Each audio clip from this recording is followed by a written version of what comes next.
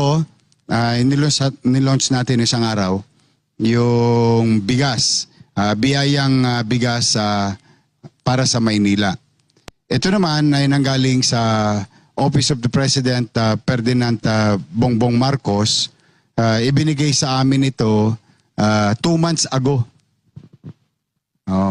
Ang tawag sa pondo na yan, LGSF, Local Government Support Fund, na kung saan ang inatasan sa amin ni Pangulo ay yung bumili ng bigas sa magsasaka, lokal, at ibigay yung bigas 10 kilo bawat pamilya for the next 6 months, every other month. So tatakbo tong programang tong bigas, yung 10 kilong bigas sa Maynila, at hindi lang sa Maynila. I think it's gonna happen in the entire country, especially Metro Manila. Kasi we were there together sa office ni Executive Secretary Ralph Recto ng pinatawag kaming Metro Manila.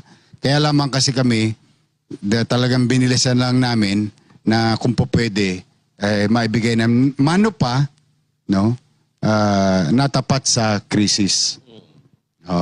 Ang uniqueness lang dito, kung makikita mo yung video, yan. Pansinin mo yung video. No? Working class. Yan ang tatama naman dyan. Working class, ibig sabihin mga middle class, working class, mga empleyado, ang pinili ng Maynila. 80,000 families. Tatakbo to 6 months. Every other month, tama ka. Every other month. 6 months within the year, every other Galing month. sa national. 80,000. Office of the President, under the LGSF. Yorme, matuloy kaya. Baka hindi kaya mabudol kayo. Hindi, ang good news naman, Oli, dinownload na kasi yung pera na yan. Nabid na, kumbaga. Yung sinabi ko sa iyo, yung pinatakbo namin yung mga regulasyon, sinunod namin, binilisan namin, then yun.